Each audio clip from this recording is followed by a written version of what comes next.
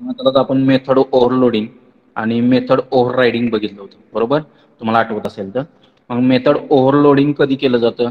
तर method overloading कधी होतं? तर एकाच क्लासमध्ये मेथड ओव्हरलोडिंग केलं जातं. त्याच क्लासमध्ये सेम नावाची मेथड एकापेक्षा जास्त वेळा डिफाईन केली असेल तर त्याला आपण मेथड ओव्हरलोडिंग म्हणतो. फक्त रिक्वायरमेंट काय मेथड ओव्हरलोडिंगची? मेथड सिग्नेचर डिफरंट असावी. म्हणजेच काय? एका क्लासमध्ये एकापेक्षा जास्त सेम नावाच्या मेथड तुम्ही डिफाईन करू शकता. फक्त त्या ज्या मेथड तुम्ही डिफाईन करणार आहे सेम नावाच्या, त्यांच्या सिग्नेचर डिफरंट असतील. सिग्नेचर डिफरंट असतील म्हणजेच काय? की बाबा त्या मेथडचा रिटर्न टाइप्स, त्याला पास केलेले नंबर ऑफ पॅरामीटर्स आणि त्या पॅरामीटर्सचे डेटा टाइप्स हे डिफरंट असतील. सिंपल एक्झाम्पल दाखवणार आहे मेथड ओव्हरलोडिंगचं. ठीक आहे, त्यासाठी काय करूयात, नोटपॅड ओपन करतो, एक क्लास लिहितो. ठीक आहे, class method, sorry, class name should be with capital letter, method overload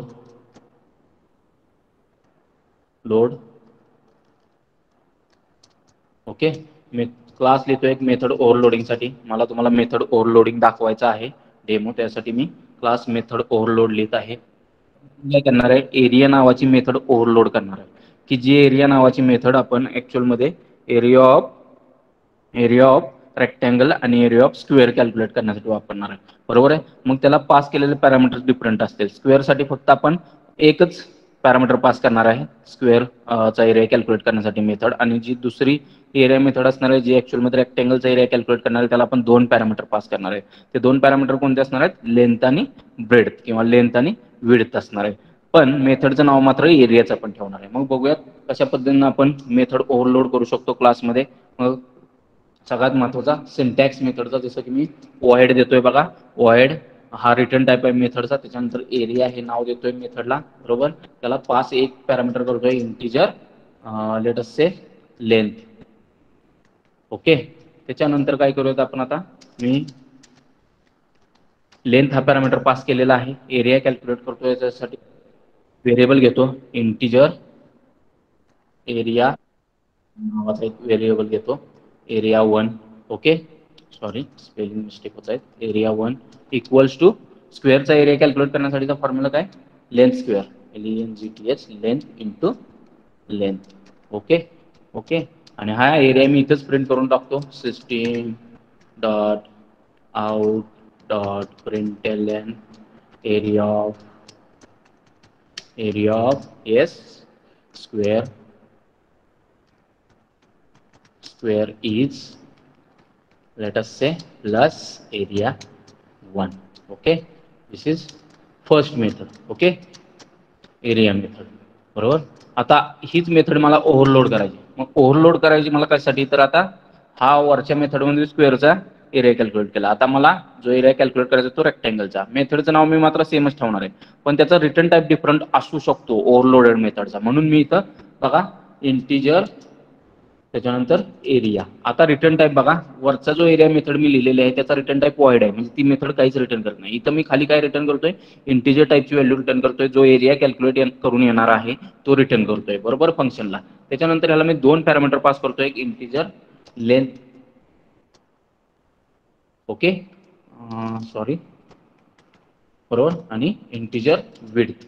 असे 2 पॅरामीटर मी पास करतोय बरं का ह्या फंक्शनला, बरोबर, ह्या मेथडला. आता हा झाला तुमचा ओव्हरलोडेड मेथड. हा झाला तुमचा ओव्हरलोडेड मेथड, बरोबर आहे. ओव्हरलोडेड मेथड का? तर मेथडचं नाव सेमच आहे आणि आपण त्या दोन्ही मेथड ज्या आपण लिहिलेल्या आहेत ज्यांचं नाव सेम आहे त्या एकाच क्लासमध्ये लिहिलेल्या आहेत. कोणत्या क्लासमध्ये? मेथड ओव्हरलोड नावाचा क्लास लिहिलेला आहे. त्याच्यामध्ये एरिया नावाच्या 2 मेथड्स आपण लिहिलेल्या आहेत. दोघांचंही नाव एरिया आहे, फक्त त्यांचा रिटर्न टाइप वेगळा आहे, बरोबर. ह्या केसमध्ये पहिल्या मेथडचा रिटर्न टाइप वॉइड आहे, दुसऱ्या मेथडचा रिटर्न टाइप इंटिजर आहे, आणि त्यांना पास केलेले पॅरामीटर्सचा काउंट डिफरंट आहे. जसं की पहिल्या मेथडला एकच पॅरामीटर मी पास केला होता, दुसऱ्या मेथडला मी 2 पॅरामीटर्स पास केलेले आहेत, बरोबर. ह्या पॅरामीटरचा डेटा टाइप्स डिफरंट असू शकतो. जसं की बाबा पहिल्या जो पॅरामीटर मी एरियाला पहिल्या एरिया मेथडला जो पॅरामीटर पास केला तो इंटिजर टाइपचा आहे, दुसऱ्या एरियाला जे दोन पॅरामीटर्स पास केले त्यांचे टाइप्स इंटिजर आहेत, बरोबर. इथं फ्लोट पण टाइप ठेवू शकतो मी, नो डाऊट. म्हणजेच त्यांचे टाइप्स डिफरंट असू शकतात, त्यांना पास केलेले नंबर ऑफ पॅरामीटर्स डिफरंट असू शकतात. जरी त्यांचं नाव सेम असेल तरी त्यांचा रिटर्न टाइप डिफरंट असू शकतो. अशा वेळेला ह्या ज्या मेथड्स आहेत त्यांना म्हटलं तर ओव्हरलोडेड मेथड्स. त्यांना काय म्हटलं तर ओव्हरलोडेड मेथड. मग मी रिझल्ट रिटर्न करतो. रिटर्न मला काय रिझल्ट करायचा आहे तर एरिया ऑफ रेक्टँगल, बरोबर, length into width. Okay okay, clear आहे, क्लिअर आहे. ओके. मग नेहमीप्रमाणे मेन मेथड लिहितो क्लासमध्ये, public static void main string args. ठीक आहे, आता हे सगळं तुम्हाला माहित आहे. ठीक आहे, त्याच्यानंतर काय करायचं आहे आपल्याला की बाबा आता क्लासचा ऑब्जेक्ट क्रिएट करायचा आहे आणि ऑब्जेक्ट क्रिएट करून मला ह्या ज्या दोन मेथड आहेत त्या कॉल करायच्या आहेत. त्याच्या अगोदर मग मी ऑब्जेक्ट क्लासचा क्रिएट करून घेतो मेथड ओव्हरलोड, बरोबर, OBJ equals to new method overload. Clear आहे. ऑब्जेक्ट क्रिएट केलेला आहे मी क्लासचा. आता ह्या ऑब्जेक्ट जो मी क्रिएट केलेला आहे मेथड ओव्हरलोड क्लासचा, तो ऑब्जेक्ट यूज करून मी ह्या दोन मेथड्स कॉल करतो. जसं की बाबा एरिया, दोन्ही मेथड एरिया आहेत, बरोबर. मग ह्या दोन्ही मेथड कॉल करतो मी ओव्हरलोडेड. पहिली मेथड जर मला कॉल करायची असेल तर मला फक्त एकच पॅरामीटर अप्लाय करायला लागेल, जसं की ओबीजे डॉट एस एरिया, आणि मला जो एकच पॅरामीटर पास करायचा आहे त्या 10 आहे, दॅट इज 10. ओके. मग ही कोणती मेथड कॉल करेल, एकच पॅरामीटर पास केलाय त्यामुळे हा पहिली मेथड कॉल करेल, का तर पहिल्या मेथडला आपण एकच पॅरामीटर पास केलाय. मग हा लेंथ जो पॅरामीटर आहे त्याच्यामध्ये 10 व्हॅल्यू ही जी आर्ग्युमेंट म्हणून मेथड कॉलला आपण पास केली ती कॉपी केली जाईल आणि मग आतमध्ये 10 इंटू 10 100 हा एरिया तुमचा स्क्वेअरचा प्रिंट केला जाईल. आता मला दुसरी मेथड कॉल करायची, त्यावेळी मला काय करायला लागेल, दुसरी area method overloaded area method. त्यासाठी मला दोन पॅरामीटर मेथडला पास करावं लागतील. मग कॉल करूयात ओबीजे डॉट एरिया, आणि इथं दोन पॅरामीटर मी 10 आणि 20 पॅरामीटर्स मी काय करतो पास करतोय माझ्या मेथड कॉलला. आणि हा जो काही रिझल्ट रिटर्न करणार आहे तो इंटिजर टाईपचा रिझल्ट येणार आहे, म्हणून मग इंटिजर एरिया 1 नावाचा व्हेरिएबल घेतो, त्याच्यामध्ये मी तो काय करतो रिझल्ट कलेक्ट करतो. ठीक आहे, आणि तो मी मेन मेथडमध्ये प्रिंट करतोय, system dot out dot print L N area of rectangle is plus area 1. Okay, clear आहे का, इथपर्यंत काय प्रॉब्लेम आहे का. म्हणजेच बघा, हा जो पहिला मेथड कॉल आहे एरिया, तो कोणता कॉल करणार आहे मेथड तुमचा, तर जो एरिया मेथड आहे ज्याला एकच पॅरामीटर पास केला तो कॉल करणार, बरोबर आहे. आणि हा जो दुसरा एरिया मेथड जो आपण कॉल केला हा कोणता कॉल करणार आहे, हा सेकंड एरिया कॉल करणार आहे मेथड, की ज्याच्यामध्ये ऍक्च्युअलमध्ये तुम्ही दोन पॅरामीटर्स पास केलेले आहेत, बरोबर. दोन पॅरामीटर्स पास केले आहेत, लेंथमध्ये 10 व्हॅल्यू कॉपी केली जाईल आणि विड्थमध्ये 20 व्हॅल्यू कॉपी केली जाईल, आणि त्यांचा रिझल्ट रिटर्न केला जाईल 10 into 20 that comes to be 200, बरोबर. तो रिटर्न केला जाईल आणि तो आपण इथं खाली प्रिंट केलेला आहे. ओके, क्लिअर आहे. मग बघूयात प्रोग्राम रन करून. Save as, yes, method overload dot Java, type change करा, all files save. Okay, run करतो तुमच्यासाठी, कमांड प्रॉम्प्ट ओपन करतोय. Let us go to A drive, let us go to online Java folder. Okay, fire command Java C overload dot Java.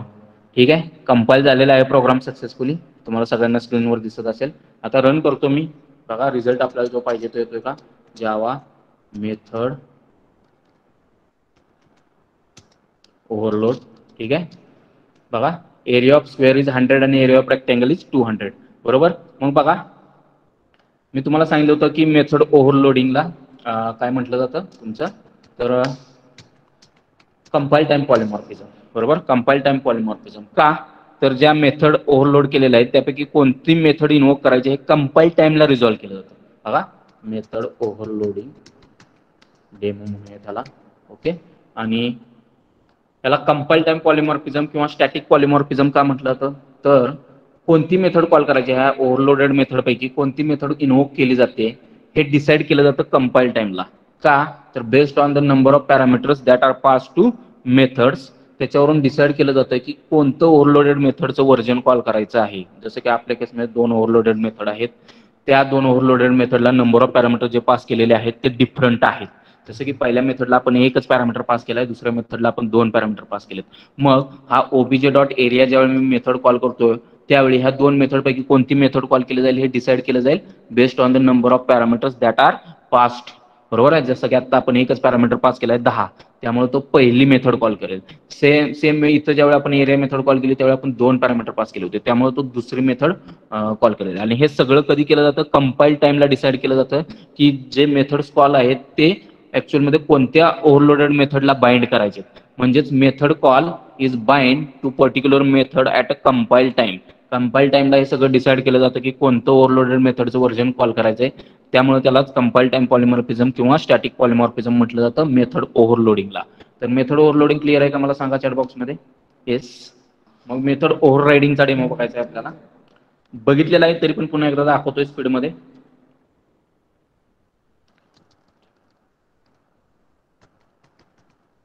Method overriding demo. मग मी class लिहितोय बघा, class method ओव्हररायडिंगच्या ऐवजी class ए लिहितो मी. ठीक आहे, class ए. आता method overriding हे 2 different क्लासमध्ये होतं, हे मी तुम्हाला सांगितलं होतं.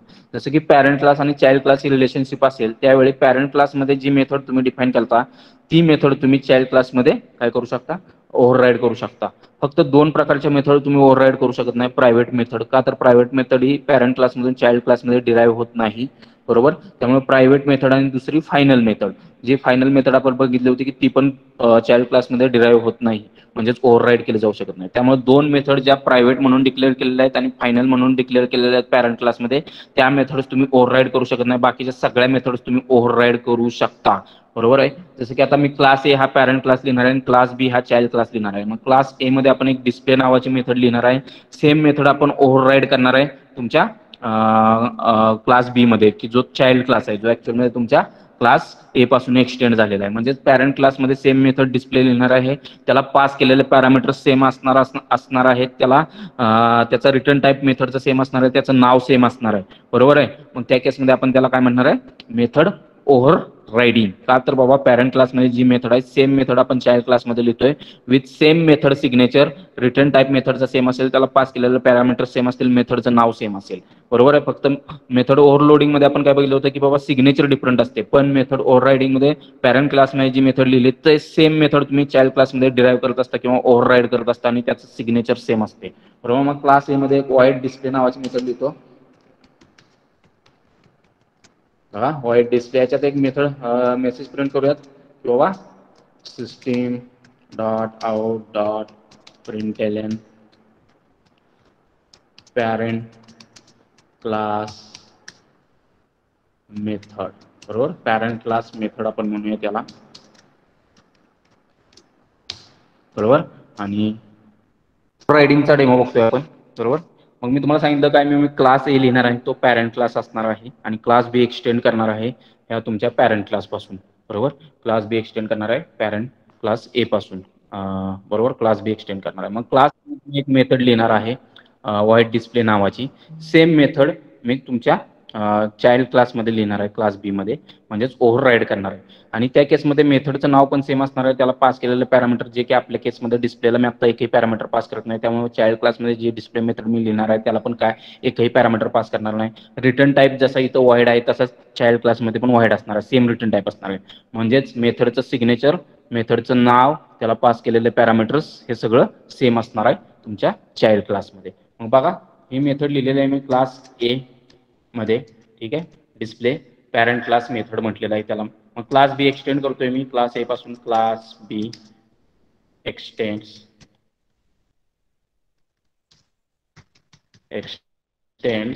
Class A. ओके. त्याच्यामध्ये मी काय करतोय बघा, आता पुन्हा डिस्प्ले नावाची मेथड लिहितोय, वाईड एस डिस्प्ले, सेम नाव देतोय, सेम पॅरामीटर्स पास करतोय. बरोबर आहे. जसं की आपल्या केसमध्ये एक पॅरामीटर पास केलं नाही मेथडला. बरोबर. आणि इथं मी एक मेसेज प्रिंट करतो, system dot out dot print L N. Okay. आणि इथं मेसेज प्रिंट करतो मी child class child class method, बरोबर. चाइल्ड क्लास मेथड हा मेसेज मी प्रिंट करतो. ओके.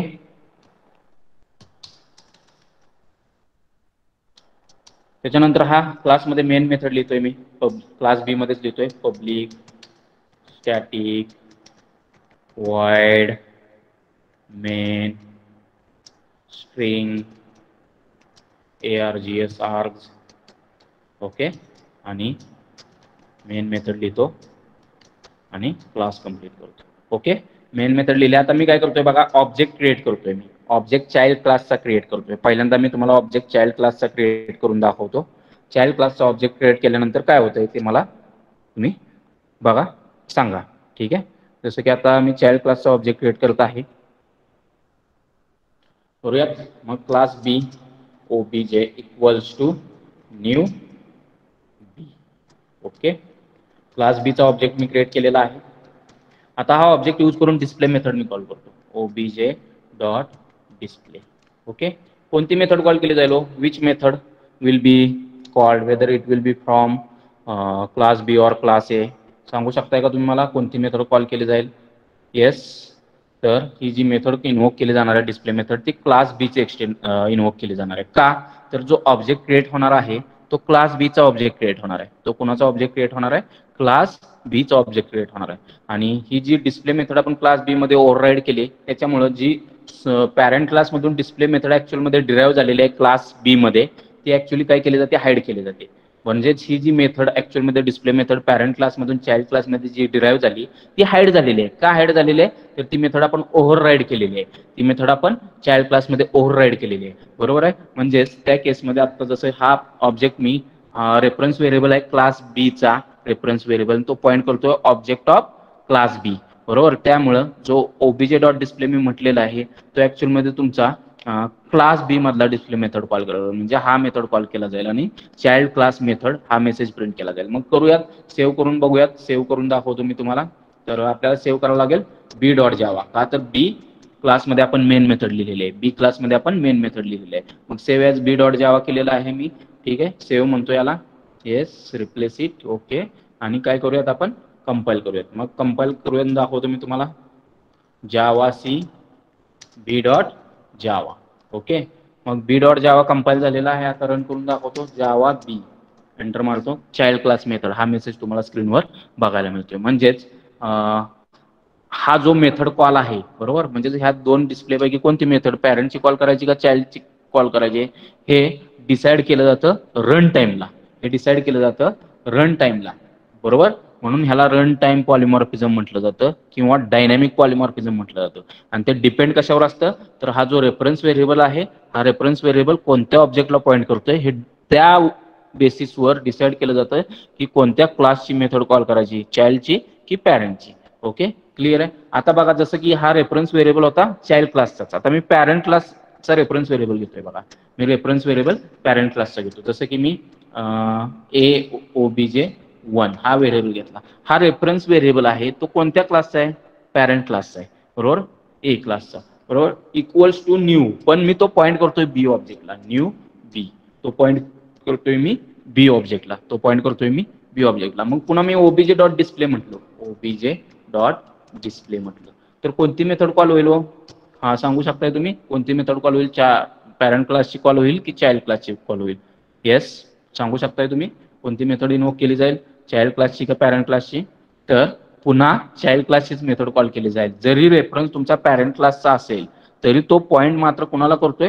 तो पॉईंट होताना मात्र ऑब्जेक्ट बी ला पॉईंट करतोय आणि ऑब्जेक्ट बी मध्ये जी मेथड आहे ती इन्व्होक केली जाईल. म्हणजेच पुन्हा चाइल्ड क्लास मेथड हा मेसेज प्रिंट केला जाईल. मग पुन्हा एकदा कंपाईल करतो तुमच्यासाठी आणि रन करतो. Java B. Okay. Child class method, child class method. Okay. म्हणजेच reference type of parent class can point to reference type of child class. Object of child class. म्हणजेच पॅरेंटचा रेफरन्स हा तुमच्या चाइल्ड क्लासच्या ऑब्जेक्टला पॉईंट करू शकतो. पण चाइल्डचा रेफरन्स मी काय म्हणतोय बघा, चाइल्ड क्लासचा रेफरन्स हा पॅरेंट क्लासच्या ऑब्जेक्टला पॉईंट करू शकत नाही. येतंय का लक्षात? येतंय का लक्षात मला काय म्हणायचंय? ओके. मग आता बघा, आणखी एक एक्झाम्पल तुम्हाला मी देतो की मेथड ओव्हरलोडेड नाहीये. जसं की मी वाईड मेथड ए म्हणतो, ठीक आहे. आणि याच्या आतमध्ये मेसेज प्रिंट करूयात, system dot out dot print L फक्त पॅरेंट म्हणतो, ठीक आहे, पॅरेंट. ओके. आणि void मेथड बी लिहितो, म्हणजे ह्या दोन वेगवेगळ्या मेथड आहेत. ओव्हर रिडन मेथड आहेत का? नाही, वेगवेगळ्या मेथड्स आहेत. ओके. void मेथड बी म्हणतो मी, ठीक आहे. आणि इथं मेसेज प्रिंट करूयात, system dot out dot print L N yes yes child म्हणतो मी, चाइल्ड. आता बघा, दोन मेथड आहेत माझ्याजवळ वेगवेगळ्या, की ओव्हर रिडन मेथड नाही आहेत. मग त्या मेथड मी कॉल करतो. ओबीजे डॉट म्हणजे रेफरन्स व्हेरिएबल कुठल्या टाईपचा आहे? हा क्लास बीचा आहे. ओबीजे रेफरन्स व्हेरिएबल कोणत्या टाईपचा आहे? क्लास बीचा रेफरन्स व्हेरिएबल. आणि तो पॉईंट कोणाला करतोय? Object of class B, object of class B. O B J dot method A म्हणजेच पॅरेंट क्लासची मेथड कॉल करतोय, पॅरेंट क्लासची मेथड कॉल करतोय. ते जे ऍक्च्युअल मध्ये हा ओबीजे ऑब्जेक्ट आहे तो आहे क्लास बी टाईपचा, आणि तो पॉइंट करतोय object of class B, object of class B. आणि ही मेथड आहे ती पॅरेंट क्लासची आहे, पण ती डिराईव्ह केल्यामुळं म्हणजे ती मेथड ऍक्च्युअल मध्ये एक्सटेंड केल्यामुळं, क्लास बी हा ए पासून एक्सटेंड केल्यामुळं ती क्लास बी मध्ये डिराईव्ह होणार आहे, क्लास बी मध्ये डिराईव्ह होणार आहे. त्यामुळे आपण ही मेथड कॉल करू शकतो, पॅरेंट क्लासची मेथड कॉल करू शकतो, म्हणजे पॅरेंट मेसेज प्रिंट होईल. आता सेम मी चाइल्ड चाइल्ड तुम्हाला इन्व्होक करून दाखवतो. चाइल्ड क्लासची मेथड, मेथड बी, बरोबर, मेथड बी, बरोबर. आता हा ऍक्च्युअल मध्ये ऑब्जेक्ट रेफरन्स टाईप जरी क्लास बीचा असला तरी तो पॉईंट करतोय क्लास बीच्या ऑब्जेक्टला, त्यामुळे ही मेथड आहे क्लास बीची, त्यामुळे ते कॉल करू शकतो. मग सेव्ह करून बघूयात कॉल होते का, मी दाखवतो तुम्हाला. जावा cb डॉट जावा, येस, क्लिअर करतो स्क्रीन. जावा बी म्हणजे बघा, चाइल्ड क्लास मेथड कॉल झाली, पुन्हा पॅरेंट प्रिंट झालं, मेथड ए कॉल झाली, पुन्हा चाइल्ड प्रिंट झालं, मेथड बी कॉल झाली, आणि पुन्हा चाइल्ड क्लास मेथड प्रिंट झालेला आहे. ओके. मग आता पुन्हा हा रेफरन्स, आता मात्र बघा, हा रेफरन्स आहे जो ओबीजे1, तो कोणत्या टाईपचा आहे? क्लास ए टाईपचा रेफरन्स व्हेरिएबल आहे. हा ओबीजे1 आहे तो क्लास ए टाईपचा म्हणजे पॅरेंट टाईपचा रेफरन्स व्हेरिएबल आहे, पण तो पॉईंट कोणाला करतोय? Object of child class, object of child class. मग त्या केसमध्ये मी ओबीजे1 डॉट मेथड ए म्हटलं तर तो मेथड ए कॉल करेल, तो मेथड ए कॉल करेल का? तर तो रेफरन्स व्हेरिएबल आहे पॅरेंट टाईपचा, तो रेफरन्स व्हेरिएबल आहे पॅरेंट टाईपचा. पण तो मेथड बी कॉल करू शकतोय का? आपण बघूयात. ओबीजे1 डॉट मेथड बी, मग तो मेथड बी कॉल करू शकेल का? ते आपल्याला बघायचे, ठीक आहे. मेथड ए तर तो कॉल करेल का? तर तो पॅरेंट टाईपचा रेफरन्स व्हेरिएबल आहे. जावा सी एस बी डॉट जावा. बघा एरर आलेली आहे. कुठल्या याला एरर दिली त्यानं? ओबीजे1 डॉट मेथड बी. म्हणजेच बघा, ही मेथड तो कॉल करू शकत नाही. ओबीजे1 डॉट मेथड बी हा मेथड तो कॉल करू शकत नाही का? तर तो रेफरन्स टाईप होता पॅरेंट क्लासचा, म्हणजे त्याला फक्त पॅरेंट क्लास मधल्या मेथडची विजिबिलिटी आहे. जरी तो ऑब्जेक्टला पॉइंट करत असेल तुमच्या क्लास बीच्या म्हणजे चाइल्ड क्लासच्या ऑब्जेक्टला, जरी पॅरेंट क्लासचा रेफरन्स व्हेरिएबल पॉइंट करत असेल चाइल्ड क्लासच्या ऑब्जेक्टला, तरी पण तो चाइल्ड क्लास मधल्या मेथड कॉल करू शकत नाही का? तर तो रेफरन्स टाईप आहे पॅरेंटचा. मग ह्याला मी कमेंट मध्ये टाकतो आणि सेव्ह करतो आणि कंपाईल करतो आणि कंपाईल करतो. बघा एरर गेलेली आहे. क्लिअर करतो स्क्रीन तुमच्यासाठी आणि रन करूयात. जावा बी. बघा चाइल्ड क्लास मेथड, पुन्हा पॅरेंट, चाइल्ड आणि पॅरेंट कॉल झाली, पण ओबीजे1 डॉट मेथड बी मात्र कॉल झाली नाही. त्याला एरर दिला त्यानं का? तर बाबा रेफरन्स व्हेरिएबल पॅरेंटचा असल्यामुळे तो चाइल्ड क्लास मधली मेथड कॉल करू शकत नाही, जरी तो चाइल्ड क्लासच्या ऑब्जेक्टला पॉइंट करत असेल तरी पण. ठीक आहे. तर हे मला तुम्हाला दाखवायचं होतं मेथड ओव्हररायडिंग मध्ये. आणि ह्याला जे म्हटलं जातं ते रन टाइम पॉलिमॉर्फिझम किंवा डायनॅमिक पॉलिमॉर्फिझम म्हटलं जातं. का म्हटलं जातं? तर हा जो मेथड कॉल आहे, म्हणजे पॅरेंट क्लास मधली मेथड कॉल करायची आहे की चाइल्ड क्लास मधली मेथड कॉल करायची आहे, हे रन टाइमला डिसाईड केलं जातं. का? तर रेफरन्स व्हेरिएबल कोणत्या ऑब्जेक्टला पॉइंट करतायत हे डिसाईड केलं जातं रन टाइमला. का? तर ऑब्जेक्ट जे क्रिएट होतात ते रन टाइमला क्रिएट होतात, आणि जोपर्यंत ऑब्जेक्ट क्रिएट होत नाही रन टाइमला, तोपर्यंत आपण सांगू शकत नाही पर्टिक्युलर जो रेफरन्स व्हेरिएबल आहे तो कोणत्या क्लासच्या ऑब्जेक्टला पॉईंट करतोय आणि त्याच्यानुसार कोणती मेथड चाइल्ड मधली कॉल करायची का पॅरेंट मधली कॉल करायची हे आपण डिसाईड करू शकत नाही कंपाईल टाइमला. हे सगळं रन टाइमला केलं जातं कारण ऑब्जेक्ट्स रन टाइमला क्रिएट होतात आणि जे ऑब्जेक्ट्स रन टाइमला क्रिएट होतील त्यानुसार ते रेफरन्स व्हेरिएबल कोणत्या ऑब्जेक्टला पॉईंट करतात त्याच्यानुसार डिसाईड केलं जातं की कोणती मेथड कॉल करायची पॅरेंट मधली का चाइल्ड क्लासमधली आणि हे सगळं रन टाइमला केलं जातं म्हणून ह्याला रन टाइम पॉलिमॉर्फिझम किंवा डायनॅमिक पॉलिमॉर्फिझम म्हटलं जातं. क्लिअर आहे का? सांगा मला. येस, क्लिअर आहे का? ओके, ठीक आहे. आता तुम्हाला क्लिअर असलं पाहिजे की मेथड ओव्हरलोडिंग आणि ओव्हररायडिंग मध्ये काय फरक आहे. ओव्हरलोडिंग एकाच क्लासमध्ये केलं जातं, त्याच्यामध्ये मेथडचं नाव जरी सेम असलं तरी त्याचा रिटर्न टाईप डिफरंट असू शकतो, त्याला पास केलेले पॅरामीटर्स हे डिफरंट नंबरचे असू शकतात आणि त्यांचे डेटा टाइप्स डिफरंट असू शकतात. पण मेथड ओव्हररायडिंग हे दोन क्लासमध्ये केलं जातं किंवा इनहेरिटन्सच्या रिलेशनशिपमध्ये चाइल्ड आणि पॅरेंट क्लासच्या रिलेशनशिपमध्ये एक्झिस्टन्समध्ये येतं आणि त्याच्यामध्ये पॅरेंट क्लासमध्ये जी मेथड आहे same as it is child क्लासमध्ये ओव्हरराईड केली जाते. म्हणजेच त्या मेथडचं नाव सेम असतं, त्याचा रिटर्न टाईप सेम असतो, त्याचा रिटर्न टाईप सेम असतो, त्याला पास केलेले पॅरामीटर्स हे सेम नंबरचे आणि सेम टाईपचे असतात. ओके, क्लिअर आहे? ओके. आणि रन टाइम पॉलिमॉर्फिझम काय म्हटलं जातं तर कोणती मेथड इन्व्होक चाइल्डची किंवा पॅरेंटची हे डिसाईड केलं जातं रन टाइमला कारण ऑब्जेक्ट्स हे रन टाइमला क्रिएट केले जातात आणि त्याच्यानुसार तुमचा रेफरन्स टाईप रेफरन्स व्हेरिएबल कोणत्या ऑब्जेक्टला पॉईंट करतो त्याच्यानुसार चाइल्ड क्लासची किंवा पॅरेंट क्लासची मेथड कॉल करायची हे डिसाईड केलं जातं. हे डिसाईड केलं जातं. मग मला आता सांगा पॅरेंट क्लासची मेथड कॉल करायची असेल तर मी काय करू शकतो? येस, सुपर कीवर्ड वापरू शकतो का नाही मी? सुपर आठवते का तुम्हाला सगळ्यांना? सुपर वापरू शकतो मी.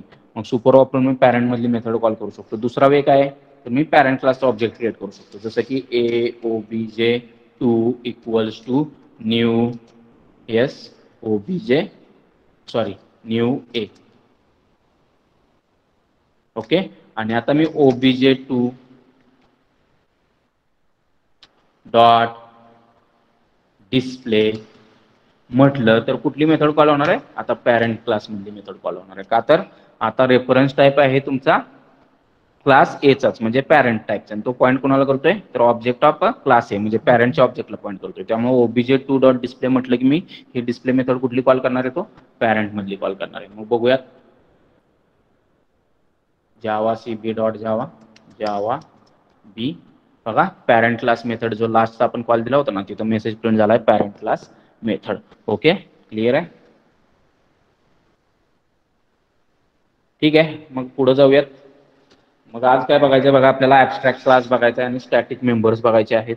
मग मी कालच तुम्हाला सांगितलं होतं की आपण शेप क्लास बघितला होता आठवत असेल तुम्हाला तर हायरार्चिकल इनहेरिटन्समध्ये त्याच्यापासून आपण दोन क्लासेस रेक्टँगल आणि ट्रायंगल डिराईव्ह केली होती हायरार्चिकल इनहेरिटन्समध्ये. ॲबस्ट्रॅक्ट हा शेप क्लास होता. शेप हा ॲबस्ट्रॅक्ट क्लास होता का तर त्या क्लासमध्ये एक अशी मेथड होती एरिया नावाची मेथड की ज्याचं फक्त डिक्लरेशन त्या क्लासमध्ये होतं, ज्याचं फक्त डिक्लरेशन त्या क्लासमध्ये होतं पण त्याची डेफिनेशन प्रेझेंट नव्हती. म्हणजे त्या मेथडसाठी आपण कोड लिहिला नव्हता, फक्त डिक्लरेशन लिहिलं होतं. आणि ज्या पण क्लासमध्ये एक पण मेथड डिक्लेअर केलेली असते त्या मेथडला म्हटलं जातं ॲबस्ट्रॅक्ट मेथड. त्या मेथडला काय म्हटलं जातं? Abstract method. म्हणजे ज्या मेथडची बॉडी लिहिलेली नाही किंवा ज्या मेथडसाठी कोड लिहिलेला नाही, जी मेथड फक्त क्लासमध्ये डिक्लेअर केलेली आहे त्या मेथडला म्हटलं जातं तुमच्या ॲबस्ट्रॅक्ट मेथड. आणि क्लासमध्ये जर एक जरी ॲबस्ट्रॅक्ट मेथड असेल तर त्या क्लासला आपण काय म्हणतो? ॲबस्ट्रॅक्ट क्लास म्हणतो. आणि तुम्हाला मी सांगितलं होतं की त्या क्लासचं इम्प्लिमेंटेशन पूर्ण नसतं. म्हणजेच ॲबस्ट्रॅक्ट क्लासचं इम्प्लिमेंटेशन पूर्ण नसतं, त्याच्यामध्ये एकतर मेथड ॲबस्ट्रॅक्ट असते. त्यामुळं तो क्लास पूर्ण इम्प्लिमेंट करू शकत नाही आपण किंवा तो क्लासमध्ये पूर्ण आपण म्हणू शकतो की त्या क्लासमध्ये एकतर मेथड अशी असते की जी फक्त डिक्लेअर केलेली आहे, डेफिनेशन नाही, त्यामुळे तो क्लास पूर्ण नाहीये आपण म्हणू शकतो. म्हणजे त्या क्लासचं फक्त त्या क्लासचा तुम्ही ऑब्जेक्ट क्रिएट करू शकत नाही कारण त्याचं इम्प्लिमेंटेशन कंप्लीट नाहीये. त्याचं इम्प्लिमेंटेशन कंप्लीट नाही असं तुम्ही म्हणू शकता आणि त्यामुळं ॲबस्ट्रॅक्ट क्लासचा तुम्ही ऑब्जेक्ट क्रिएट करू शकत नाही. ॲबस्ट्रॅक्ट क्लासचा ऑब्जेक्ट क्रिएट करू शकत नाही हे लक्षात ठेवा. ठीक आहे, मग ॲबस्ट्रॅक्ट क्लास पुन्हा एकदा रिवाइज करायचा आहे. ठीक आहे, बघूयात. मग मेथड्स इन जावा बघा, concept of abstract class and method बघायचं आपल्याला स्टॅटिक मेंबर्स. ठीक आहे, मग बघा abstract class a class which is declared as abstract is non as abstract class. मग आपण बघितलं होतं ॲबस्ट्रॅक्ट क्लास कसा डिफाईन करायचा तर ॲबस्ट्रॅक्ट कीवर्ड लावायचा ॲबस्ट्रॅक्ट क्लास शेप. आपण बघितलं होतं ॲबस्ट्रॅक्ट क्लास शेप. मग त्या केसमध्ये क्लास ह्या कीवर्डच्या अगोदर आपण ऍबस्ट्रॅक्ट हा कीवर्ड लावला होता, त्यामुळे तो क्लास ऍबस्ट्रॅक्ट झाला होता. तो ऍबस्ट्रॅक्ट क्लास झाला होता म्हणजेच त्या क्लासमध्ये एकतरी अशी मेथड असणार आहे की जी ऍक्च्युअलमध्ये ऍबस्ट्रॅक्ट आहे, म्हणजे त्याचं फक्त डिक्लेरेशन आहे, डेफिनेशन नाही. मग आपण ऍबस्ट्रॅक्ट वॉइड एरिया नावाची मेथड डिक्लेअर केली होती क्लासमध्ये, क्लास शेपमध्ये, आणि जी ऍक्च्युअलमध्ये आपण इम्प्लिमेंट केली होती क्लास रेक्टँगल आणि क्लास ट्रायंगलमध्ये, की जे ऍक्च्युअलमध्ये एक्सटेंड झाले होते तुमच्या ऍबस्ट्रॅक्ट क्लास शेप पासून. म्हणजेच जे पण क्लासेस ऍक्च्युअलमध्ये एक्सटेंड होतात ऍबस्ट्रॅक्ट क्लासेस पासून, त्यांनी ऍक्च्युअलमध्ये ऍबस्ट्रॅक्ट मेथड ज्या ऍबस्ट्रॅक्ट क्लासमधून डिराईव्ह झालेल्या आहेत त्यांचं इम्प्लिमेंटेशन देणं गरजेचं आहे.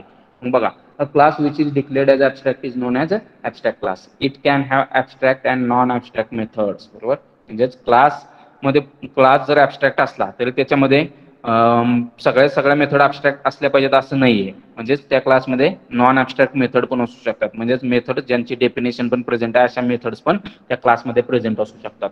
बरोबर, जरी त्या क्लासमध्ये ऍबस्ट्रॅक्ट आणि नॉन ऍबस्ट्रॅक्ट म्हणजे ज्या मेथडचं डिक्लेरेशन आहे त्याला आपण ऍबस्ट्रॅक्ट म्हणतो, आणि ज्या मेथडचं डेफिनेशन दिलेलं आहे क्लासमध्ये त्याला आपण नॉन ऍबस्ट्रॅक्ट मेथड म्हणतो. अशाच मेथड, दोन्ही प्रकारच्या मेथड जर ऍबस्ट्रॅक्ट क्लासमध्ये प्रेझेंट असल्या, ऍबस्ट्रॅक्ट आणि नॉन ऍबस्ट्रॅक्ट, तरी पण तुम्ही ऍबस्ट्रॅक्ट क्लासचा ऑब्जेक्ट क्रिएट करू शकत नाही, का तर इम्प्लिमेंटेशन कंप्लीट नाहीये. ठीक आहे, it needs to be extended and its method implemented. मग ऍबस्ट्रॅक्ट क्लास काय केला जातो तर एक्सटेंड केला जातो किंवा डिराईव्ह केला जातो, आणि जो क्लास तो ऍक्च्युअलमध्ये डिराईव्ह करणार आहे ऍबस्ट्रॅक्ट क्लास पासून, त्या क्लासमध्ये ज्या मेथड्स ऍबस्ट्रॅक्ट होत्या त्यांचं इम्प्लिमेंटेशन देणं गरजेचं आहे.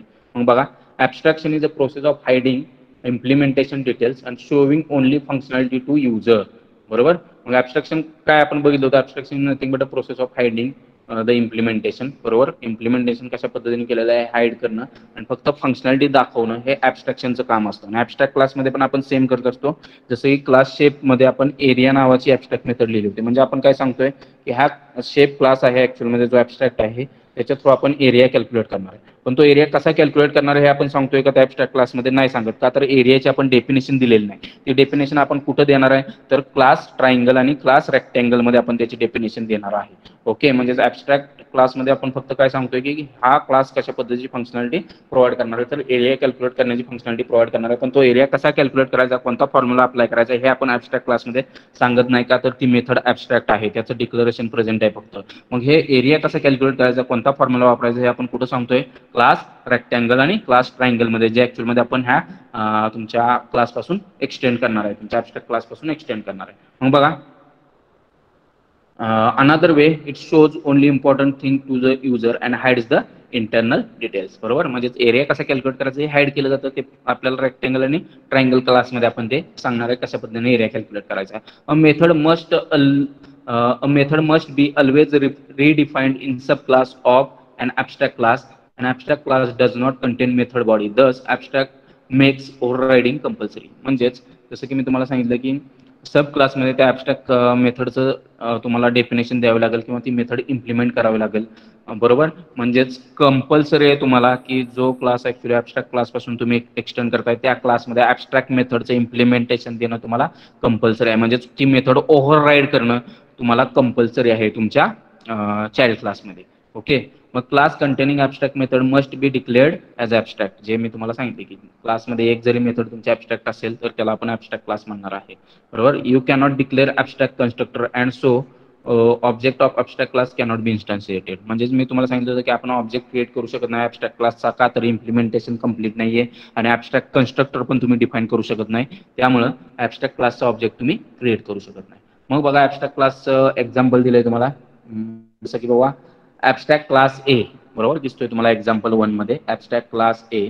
त्याच्यामध्ये ऍबस्ट्रॅक्ट व्हॉइड डिस्प नावाची मेथड लिहिली, त्याचं डेफिनेशन दिले का आपण नाही लिहिलेली. त्याच्यानंतर आपण डायरेक्टली सेमिकोलॉन दिलेला आहे. म्हणजेच ह्या मेथडचं फक्त काय आहे तर डिक्लेरेशन प्रेझेंट आहे, डेफिनेशन आहे का मेथडची नाही. मेथड बॉडी आहे का त्याला आपण लिहिलेली कोड लिहिलाय का त्या नाही.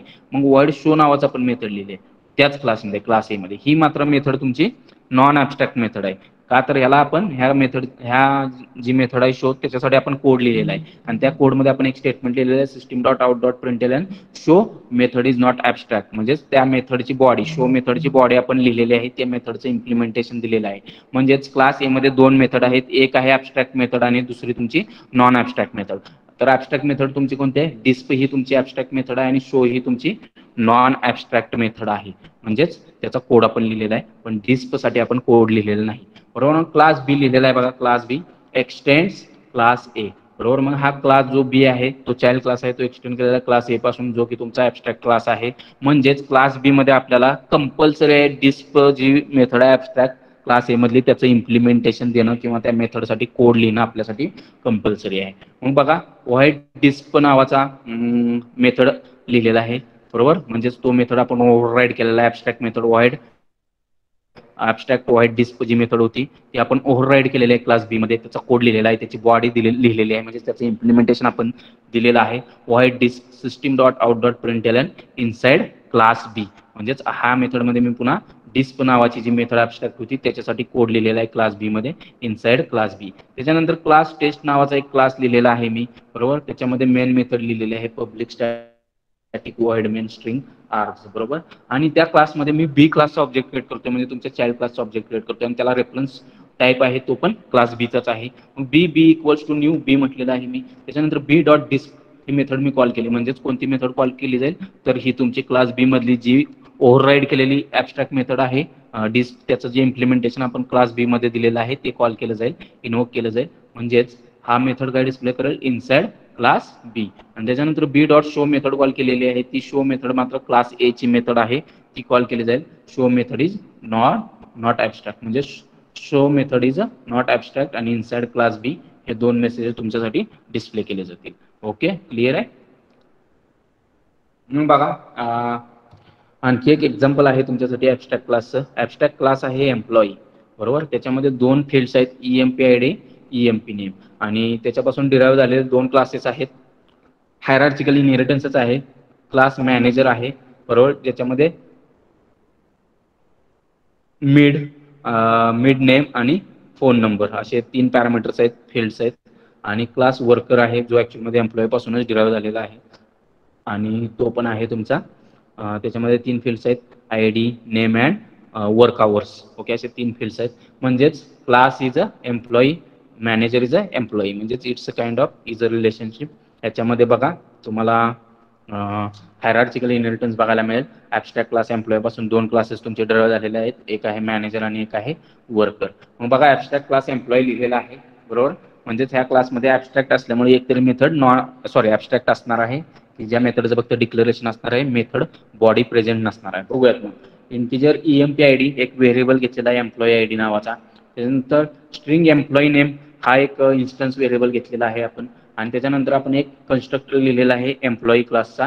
त्याला 2 पॅरामीटर पास केले आहेत, ई आणि स्ट्रिंग एम. आणि एम्प्लॉई आयडीला ई असाइन केलेला आहे आणि एम्प्लॉई नेमला एन असाइन केलेला आहे, बरोबर. आणि व्हाईट डिस्प्ले एक आपण मेथड लिहिलेला आहे एम्प्लॉई क्लासमध्ये. ही मेथड काय करेल तर एम्प्लॉई आयडी आणि एम्प्लॉई नेम डिस्प्ले करेल, बरोबर. त्याच्यानंतर क्लास मॅनेजर लिहिलेला आहे, तो एक्सटेंड्स एम्प्लॉई आहे, इंटिजर मिड आहे, स्ट्रिंग मिड नेम आहे, त्याच्यानंतर इंटिजर फोन नंबर आहे, मॅनेजर आहे, त्यानंतर इंटिजर ई आहे, स्ट्रिंग एन आहे, इंटिजर एम पॅरामीटर्स पास केलेले, स्ट्रिंग एम एन आणि integer p. Super e n म्हटलेलं आहे, म्हणजेच सुपर क्लासचा कन्स्ट्रक्टर कॉल केला जाईल जो आपल्या केसमध्ये आहे एम्प्लॉई, एम्प्लॉईचा कन्स्ट्रक्टर कॉल केला जाईल. त्याच्यानंतर हा जो मिड आहे त्याला एम असाइन केलेला आहे व्हॅल्यू, मिड नेम आहे त्याला एम एन ही व्हॅल्यू केलेली आहे, फोन नंबरला पी व्हॅल्यू असाइन केलेली आहे. ठीक आहे. इथं बघा आता ऍबस्ट्रॅक्ट क्लासमध्ये आपण म्हटलं होतं एक तरी ऍबस्ट्रॅक्ट मेथड असली पाहिजे. इथं आपण ऍबस्ट्रॅक्ट मेथड डिफाईन केली नाही तरी पण आपण क्लासला ऍबस्ट्रॅक्ट डिफाईन केलेला आहे. ह्याचा बेनिफिट काय होईल, जरी क्लासमध्ये मग असं म्हटलं होतं एक तरी मेथड पाहिजे पण ते कंपल्सरी नाहीये की बाबा एक तरी मेथड पाहिजे त्याच वेळी तुम्ही क्लासला ऍबस्ट्रॅक्ट म्हणू शकता क्लास, असं काय कंपल्सरी नाहीये. म्हणजेच तुम्ही क्लास ऍबस्ट्रॅक्ट डिफाईन करू शकता. जर क्लास ऍबस्ट्रॅक्ट म्हणून डिफाईन केला तर ऍटलिस्ट क्लासमध्ये एक तरी मेथड पाहिजे तुमच्या. ऍबस्ट्रॅक्ट नसेल तरी काही फरक पडत नाही, फक्त एवढाच फरक पडणार आहे की तुम्ही त्या क्लासचा ऑब्जेक्ट क्रिएट करू शकणार नाही, म्हणजे ह्या क्लासचा ऑब्जेक्ट तुम्ही क्रिएट करू शकणार आहे. मग बघा क्लास मॅनेजर एक्सटेंड्स एम्प्लॉय झालं. त्याच्यानंतर क्लास डिस्प्ले म्हटलेला आहे, सुपर डॉट डिस्प्ले म्हणजेच पॅरेंट क्लासमधले डिस्प्ले मेथड कॉल करणार आहे. त्याच्यानंतर system dot out dot println manager ID, manager name आणि फोन नंबर डिस्प्ले करणार आहे. त्याच्यानंतर वर्कर पुन्हा एक एम्प्लॉय पासून आपण काय केलेलं आहे एक्सटेंड केलेला आहे. त्याच्यामध्ये इंटिजर वीड नावाचा एक व्हेरिएबल आहे, स्ट्रिंग वीड नेम आहे, डबल वर्क आवर्स आहे, वर्कर नावाचा कन्स्ट्रक्टर लिहिलेला आहे, त्याला पॅरामीटर्स पास केलेत. पुन्हा सुपर क्लासचा कन्स्ट्रक्टर कॉल केलेला आहे, वर्क आयडी, वर्क नेम आणि वर्क आवर्सला अकॉर्डिंग टू व्हॅल्यूज असाइन केलेले आहेत. त्याच्यानंतर super dot display method call केलेलं आहे, म्हणजेच एम्प्लॉई क्लासमधली डिस्प्ले मेथड कॉल होईल. त्याच्यानंतर इथं work I D, work name आणि वर्क आवर प्रिंट केलेलं आहे आणि क्लास कंपनी लिहिलेला आहे बघा. त्याच्यामध्ये मेन मेथड लिहिलेले आहे. तिथं मॅनेजर M1 म्हणजेच कुणाचा ऑब्जेक्ट क्रिएट करतोय, मॅनेजर क्लासचा, बरोबर. इक्वल्स टू न्यू मॅनेजर आणि त्याला पॅरामीटर्स पास केलेत. M1 डॉट डिस्प्ले म्हटलं की मॅनेजर मधली डिस्प्ले मेथड कॉल केली जाईल. Worker W1 equals to new worker आणि त्याला पॅरामीटर्स पास केलेत, म्हणजे वर्कर क्लासचा ऑब्जेक्ट क्रिएट करतोय. आणि W1 डॉट डिस्प्ले W कोणती मेथड कॉल करतोय मी, तर वर्कर क्लासची. मग मी जे मगाशी सांगितलं होतं ते थोडंसं लक्षात घ्या, कन्फ्युजन होईल तुमचं, की ॲबस्ट्रॅक्ट क्लासमध्ये एकतर ॲबस्ट्रॅक्ट मेथड असली पाहिजे असं मी तुम्हाला सांगितलं होतं, बरोबर. ते कंपल्सरी नाही आहे, ठीक आहे. क्लासमध्ये सगळ्या तुमच्या नॉन ॲबस्ट्रॅक्ट मेथड असल्या तरी चालतील, तुम्ही त्या क्लासला ॲबस्ट्रॅक्ट बनवू शकता. फक्त त्या क्लासचा तुम्ही ऑब्जेक्ट क्रिएट करू शकणार नाही. पण स्टँडर्ड काय सांगतं की ॲटलिस्ट क्लासमध्ये एक तरी ॲबस्ट्रॅक्ट मेथड असावी, तर तुम्ही त्या क्लासला ॲबस्ट्रॅक्ट म्हणता, असं स्टँडर्ड सांगतं. पण जरी तुमच्या क्लासमध्ये एकही मेथड ॲबस्ट्रॅक्ट नसेल तरी पण तुम्ही क्लासला ॲबस्ट्रॅक्ट म्हणून डिक्लेअर करू शकता. फक्त त्या केसमध्ये तुम्ही त्या क्लासचा ऑब्जेक्ट क्रिएट करू शकणार नाही, तो क्लास तुम्ही डिराईव्ह करू शकता, ठीक आहे. मग ठीक आहे, स्टॅटिक मेंबर्स बघायचे आपल्याला. मग आतापर्यंत आपण बघितलेलं आहे 2 प्रकारचे स्टॅटिक मेंबर्स असतात, स्टॅटिक डेटा मेंबर्स आणि दुसरं असतात स्टॅटिक मेथड्स. हे बऱ्याच वेळेला आपण बघितलेलं आहे. मग ज्यावेळी कोणतीही गोष्ट तुम्ही स्टॅटिक म्हणून डिक्लेअर करता त्यावेळी ती जी गोष्ट आहे, म्हणजे मेथड असेल किंवा व्हेरिएबल आहे, तो कोणत्याही ऑब्जेक्टला बिलॉंग न करता तो होल क्लासला बिलॉंग करतो, मी तुम्हाला सांगितलं होतं. त्यामुळे जे पण स्टॅटिक डेटा मेंबर्स असतील किंवा स्टॅटिक मेथड्स असतील त्या तुम्ही युझिंग क्लास नेम कॉल केल्या पाहिजेत, rather than using object name. Object नेमने तुम्ही कॉल करू शकता, पण these methods or these static data members or these static methods belongs to whole class. So standard says that you should call static members or static members using class name instead of object name. बघा, मग when a number of objects are created from the same class, each instance has its own copy of class variables, but this is not the same case when it is declared as a static. बरोबर आहे. म्हणजे जे instance variables आहेत त्यांची copy प्रत्येक ऑब्जेक्टसाठी separate असते, प्रत्येक ऑब्जेक्टसाठी separate copy instance व्हेरिएबलची असते. पण स्टॅटिक व्हेरिएबलची एकच कॉपी मेमरीमध्ये मेंटेन केली जाते आणि ती ऑब्जेक्ट्स जेवढे पण ऑब्जेक्ट तुम्ही त्या क्लासचे क्रिएट कराल त्यांच्यामध्ये शेअर केली जाते, बरोबर आहे. Static method or variable is not attach to particular object but rather to class as a whole. They are allocated when class is loaded. आणि हे जे स्टॅटिक मेंबर जे मी तुम्हाला सांगितले होते की व्हेरिएबल्स असतील किंवा मेथड्स असतील ते कोणत्याही ऑब्जेक्टला बिलॉंग करत नाहीत, तर ते होल क्लासला बिलॉंग करतात आणि त्यांना मेमरी कधी अलोकेट होते, ज्यावेळी क्लास मेमरीमध्ये लोड केला जातो त्याच वेळी त्यांना मेमरी अलोकेट केली जाते, बरोबर. If some objects have some variables which are common, then these variables or methods must be declared as a static. म्हणजेच एक 10 ऑब्जेक्ट्स आहेत आणि त्यांच्यामध्ये एखादा व्हेरिएबल कॉमन आहे किंवा मेथड कॉमन आहे, त्या केसमध्ये ते व्हेरिएबल किंवा मेथड्स तुम्ही स्टॅटिक म्हणून डिक्लेअर केले पाहिजेत. Okay. To create a static variable precede its declaration with keyword static. Static variables need not be called on any object. Static variables कोणत्याही ऑब्जेक्टवर कॉल न करता तुम्ही क्लास नेमनं कॉल केले पाहिजेत, हे मी तुम्हाला सांगितलं होतं. ओके. आणि स्टॅटिक कीवर्ड कसा डिक्लेअर करायचा, तर स्टॅटिक इंटिजर व्हेरिएबल नेम, म्हणजेच static keyword followed by data type followed by variable name, ठीक आहे. मग बघा एक्झाम्पल दिलेलं आहे स्टॅटिक व्हेरिएबलचं तुमच्यासाठी किंवा स्टॅटिक मेंबरचं. तर एक्झाम्पल बघा, इंटिजर ए हा नॉर्मल व्हेरिएबल आहे, बरोबर, नॉर्मल व्हेरिएबल. आणि त्याच्यानंतर स्टॅटिक इंटिजर ए, बरोबर, स्टॅटिक व्हेरिएबल आहे, म्हणजे स्टॅटिक कीवर्ड लावल्यामुळे तो स्टॅटिक झाला, बरोबर. इंटिजर ए कॉमा बी हे कुठले झाले तुमचे, तर बाबा क्लास व्हेरिएबल्स म्हणून, सॉरी इन्स्टन्स व्हेरिएबल म्हणू शकता त्यांना. आणि स्टॅटिक इंटिजर सी हा झाला तुमचा स्टॅटिक व्हेरिएबल. मग क्लास स्टॅटिक टेस्ट म्हटलेला आहे, public static void main string arg SOB1 equal to new S, ठीक आहे. म्हणजे ते क्लास चुकलाय वरचा, तिथं क्लास एस पाहिजे ॲक्च्युअलमध्ये, ठीक आहे. SOB2 equal to new S आणि SOB3 equal to new S, बरोबर. In above program variable A and B are declared as a int variable, whereas variable C is declared as static variable. Static variable will be common between all the objects. म्हणजेच तुमचे OB1, OB2 आणि OB3 यांच्यामध्ये static व्हेरिएबलची value common असेल. जसं की इथं बाजूच्या डायग्राममध्ये दिसते तुम्हाला C ची व्हॅल्यू ही कॉमन आहे OB1, OB2 आणि OB3 मध्ये. आणि A आणि B हे मात्र इन्स्टन्स व्हेरिएबल आहेत, म्हणजेच A आणि B च्या व्हॅल्यू OB1 साठी सेपरेट आहेत, A आणि B च्या व्हॅल्यू OB2 साठी सेपरेट आहेत, A आणि B च्या व्हॅल्यू OB3 साठी सेपरेट आहेत. म्हणजेच इन्स्टन्स व्हेरिएबलच्या व्हॅल्यूज ह्या ऑब्जेक्टसाठी, प्रत्येक ऑब्जेक्टसाठी सेपरेट आहेत, पण जेवढे पण ऑब्जेक्ट्स असतील त्यांच्यासाठी मात्र स्टॅटिक व्हेरिएबलची व्हॅल्यू कॉमन आहे, बरोबर आहे, क्लिअर आहे. म्हणजे सपोज OB1 ह्या स्टॅटिक व्हेरिएबलमध्ये मॉडिफिकेशन केलं तर OB2ला ती व्हॅल्यू दिसू शकते, OB3ला पण ती व्हॅल्यू दिसू शकते, म्हणजे त्याला ती ॲक्सेसिबल आहे. पण OB1 त्याच्या मध्ये मॉडिफिकेशन केलं तर ते मात्र OB2ला कळणार नाही किंवा OB3ला कळणार नाही. का तर हा ए आहे तो OB1चा प्रायव्हेट मेंबर आहे, तो OB1ला बिलॉंग करतो, त्यामुळे OB2 त्याची व्हॅल्यू बघू शकत नाही. बरोबर आहे. पण मात्र OB1 जर स्टॅटिक व्हेरिएबलमध्ये मॉडिफिकेशन केलं तर OB2 आणि OB3 ते बघू शकतो किंवा ऍक्सेस करू शकतो. क्लिअर आहे का?